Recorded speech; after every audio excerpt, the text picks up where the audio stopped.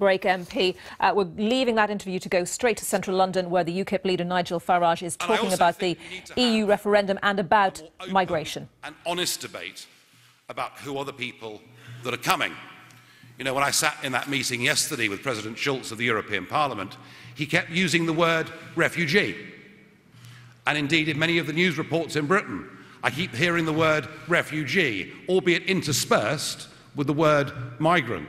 I think at times we're not quite sure what we're actually talking about. A refugee is, by definition, from the United Nations, an individual with a well-founded fear of persecution, usually for reasons of race, class, religion, or sexual orientation. And I have to say that whilst we focus today on the Syrian problem, actually, most of the people that have come over the course of the last year across the Mediterranean have come from countries like Somalia, Mali, Nigeria, Mauritania, and the vast majority of those that have come have been, and this is unavoidable, have been young males. And whilst conditions in some of those countries may not be very nice, it is incredibly difficult to see how more than a few of those people would qualify as genuine refugees. Indeed, the Slovakian Prime Minister, Robert Fico, said this week, EU leaders are not telling the truth about the backgrounds of the majority of people. 95% are economic migrants.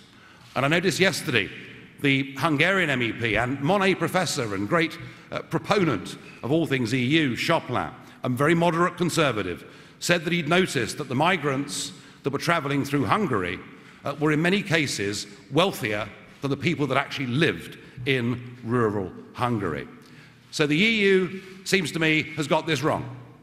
Anybody that comes from whatever background and virtually for whatever reason can claim to be a refugee.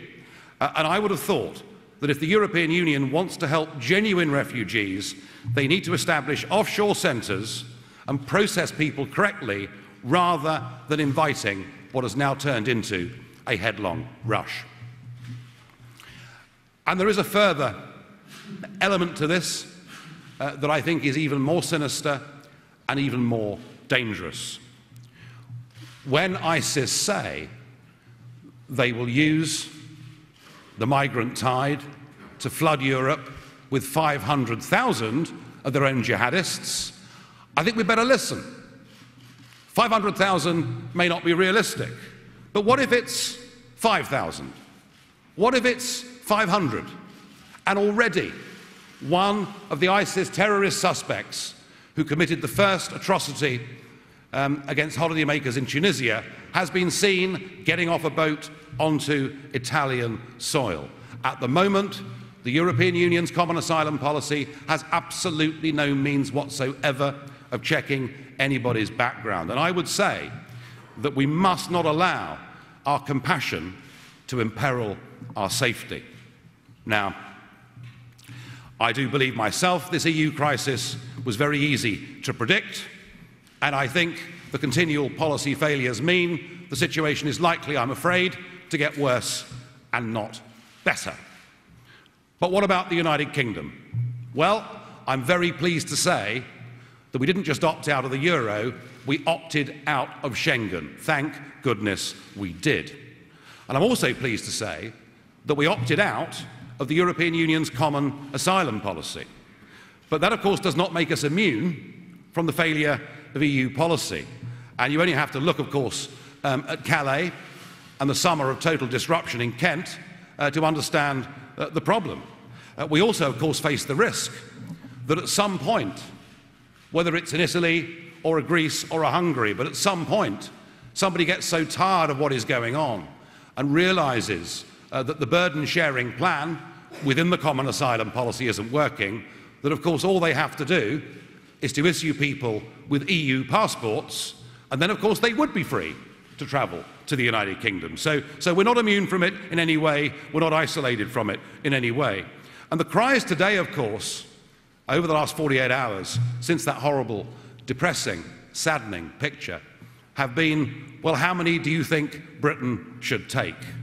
Well, of course, the answer is, ladies and gentlemen, that last year we took 640,000 people. 640,000 people came here through borderless Britain, chiefly as a result of our EU membership. And a huge number of those who came last year were, by definition, relatively poor people who were economic migrants. And we do take refugees. There's a sort of myth that Britain doesn't take refugees. We do take refugees. We take refugees every year. About 4% of last year's total were refugees. As an average over the last few years, around about 25,000 to 30,000 people come to Britain as refugees every single year. And let me be clear, there have been a lot of things that have been said over the course of the last couple of years about UKIP and what it stands for. A lot of attempts to demonise UKIP in the eyes of the public.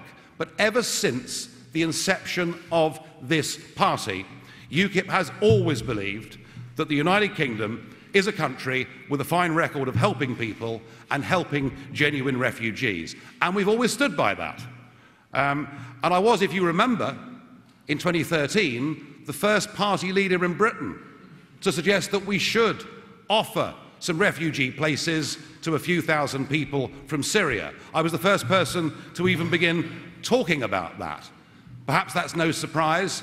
After all, my predecessors were French Protestants who came to Britain in the 18th century.